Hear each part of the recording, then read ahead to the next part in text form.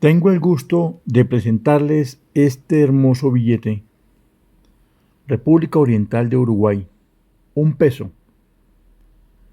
Miren que es un billete muy hermoso. He estado consultando acerca de ello. Vienen varias series, A, B, C. Y las series realmente son muy hermosas. Como pueden observar, es un billete bien elaborado. Nos vamos a demorar un poco en este video porque quiero hacer algo muy especial. Estamos hablando acá, en estos momentos, de un militar, José Gervasio Artigas, Montevideo, 19 de junio de 1764, Quinta Viray de Asunción, 23 de septiembre de 1850. Fue un militar y estadista rioplatense que actuó durante la Guerra de la Independencia de las Provincias Unidas del Río de la Plata y que se destacó por ser el heraldo del federalismo en lo que hoy son Uruguay y Argentina. Recibió los títulos de jefe de los orientales y protector de los pueblos libres. Es recordado en ambas márgenes del Río de la Plata. En Uruguay es el héroe nacional, el máximo prócer del proceso independentista, donde se le considera el padre de la patria. En la Argentina ha habido un proceso de revisionismo sobre la figura de Artigas, a partir del cual se le reconoce también como prócer de la independencia nacional.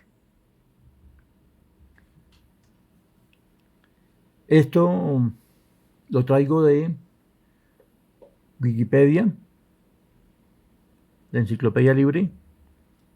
Les quiero hablar acerca de la formación. Nacimiento y familia. De 1764 a 1810, José Gervasio Artigas nació el 19 de junio de 1764 en Montevideo, que en ese entonces formaba parte del Virreinato del Perú, en el Imperio Español.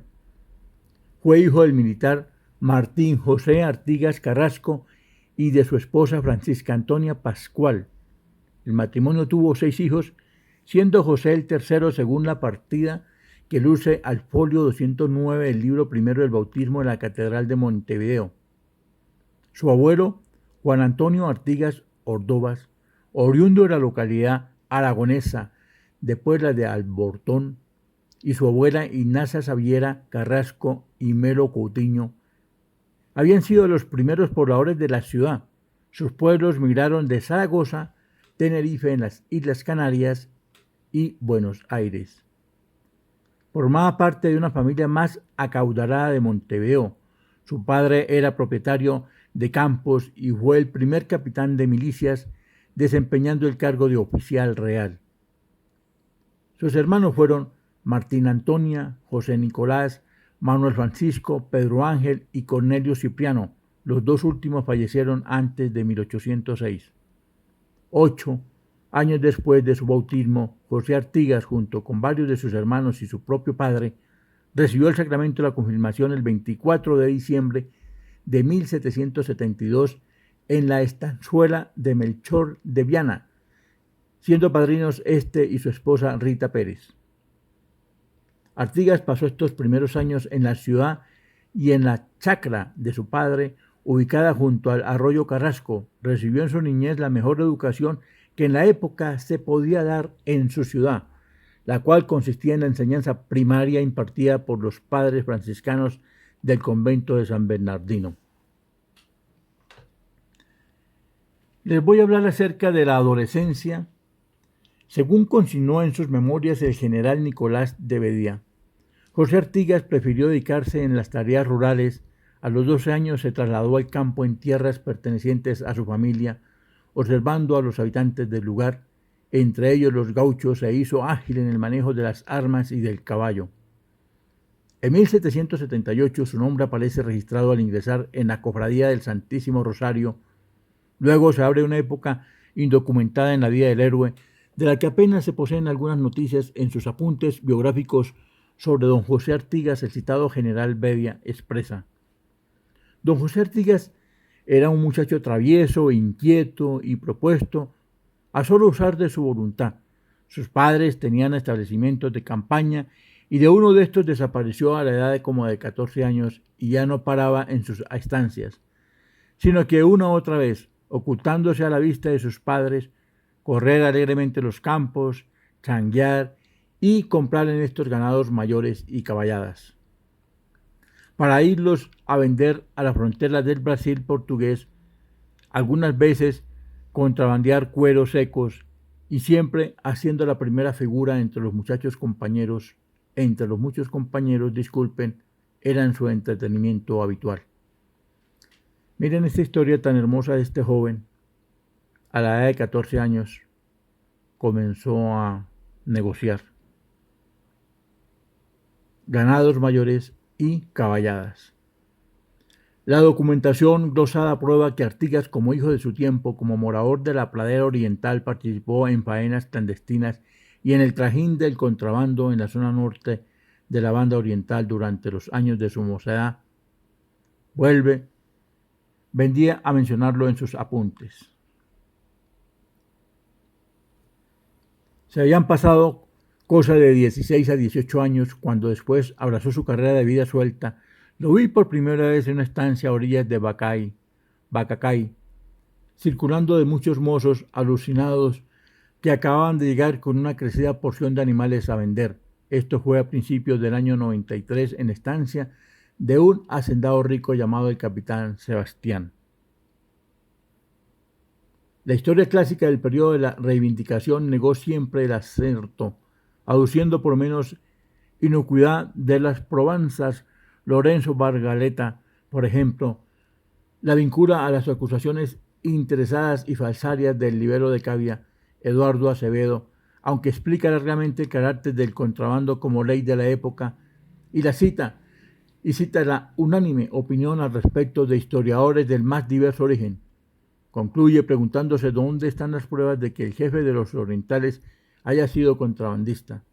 De todas maneras, considerando el contexto histórico, no debería despreciarse la hipótesis de que, siendo una persona de campo, actuara en contra de los intereses de la corona, cometiendo oportunamente alguna forma de abigeato. Era en esas épocas una forma de defender los intereses de la familia de los elevados impuestos y un connato de la rebeldía que mostraría más tarde contra el régimen realista. Bueno, miren esa historia de este joven. Mujeres e hijos. José Artigas también se relacionó con los indios charrúas de manera intensa, según diversos investigadores, entre los que se destaca Carlos Maggi, que expone esta afirmación en su libro El Caciquillo, durante el periodo que va desde su adolescencia hasta su ingreso en el cuerpo de Blandegués, etapa en la cual no aparecen referencias en los registros de la época. Artigas habría vivido con los charrúas, llegando a tener mujer e hijo dentro de esa nación. Este hijo, Manuel, el famoso Caciquillo, habría nacido hacia el año 1786, siendo aparentemente el primogénito del prócer. Varias pruebas materializadas en cartas y en la actitud de Artigas hacia los indios y viceversa respaldan la existencia de este hijo. Su vida se habría desarrollado al norte del Río Negro, en las misiones orientales Río Grande del Sur y Santa Catarina. Fue durante una época que conoció a Isabel Sánchez Velázquez, nacida cerca de 1760, y la primera mujer de Artigas de quien se tenga conocimiento documentado, separada de su marido Julián Arrúa, con el que tuvo 5 hijos. Isabel y Artigas comenzaron una relación amorosa que duró más de 10 años y de la que nacieron 4 hijos: Juan Manuel, nacido el 3 de julio de 1791, María Clemencia, nacida el 14 de agosto de 1793, fallecida en la infancia; María Agustina, nacida el 4 de agosto de 1795, también fallecida de menor edad; y María Vicenta, nacida el 24 de octubre de 1804. En 1792 Artigas tuvo otro hijo con una mujer desconocida llamado Pedro Mónico, el cual quedó al cargo de sus abuelos paternos, para quienes fue su nieto favorito. Bueno, ahora vamos a mirar acá la parte militar de este joven. A los 33 años, en 1797, apartándose en una amnistía para quienes no tuvieran delitos de sangre. Disculpen, les leo nuevamente.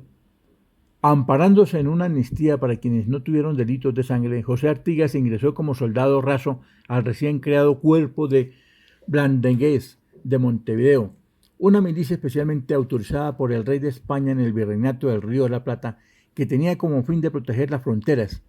En esta función Artigas participó del control de los avances portugueses en la frontera con el Brasil y en la lucha contra el contrabando y el pillaje. Poco antes de finalizar el siglo XVIII, Artigas se encontró en aquella frontera con un afromontevideano que había sido capturado por los portugueses y reducido a la esclavitud. Decidió entonces comprarlo para darle la libertad. Desde entonces, Joaquín de Encina, más conocido como el Negro Encina, acompañó a Artigas durante el resto de su vida, convirtiéndose en su mejor amigo, su camarada de armas y su cronista. Encina corresponde a estos versos sobre los años en el Cuerpo de Blandengues. Aunque el Maldonado está el cuartel general, el blandengue siempre va por toda la tierra oriental. Artigas enseña a no encender el fogón que deja señas de su posición. Sigue de noche y de día las huellas criminales buscando como con porfia a hombres y animales. En 1800, José Artigas cumplió destacada labor en la fundación de la ciudad de Batovi, en las Misiones Orientales, actual estado brasileño del Río Grande del Sur. En 1806, ante la primera de las invasiones inglesas y la ocupación de Buenos Aires por el ejército británico, colaboró con Juan Martín de Pueyrredón y organizó por sí mismo una fuerza de 300 soldados que no llegaron en 1886 ante la primera de las invasiones inglesas y la ocupación de Buenos Aires por el ejército británico. Colaboró con Juan Martín de Pueyrredón y organizó por sí mismo una fuerza de 300 soldados. Disculpen, mis amados hermanos, a entrar en combate. Esos 300 soldados nunca entraron en combate. El conocimiento adquirido hizo que se empeñara la tarea con éxito, siendo ascendido primero a capitán de milicias, posición alcanzada antes por su padre y por su abuelo, y luego ayudante mayor. Bueno, ahí pueden mirar ustedes acerca de esa parte de la historia de este caballero, de José Artigas. Acá les voy a mostrar algo acerca de ello, de este billete.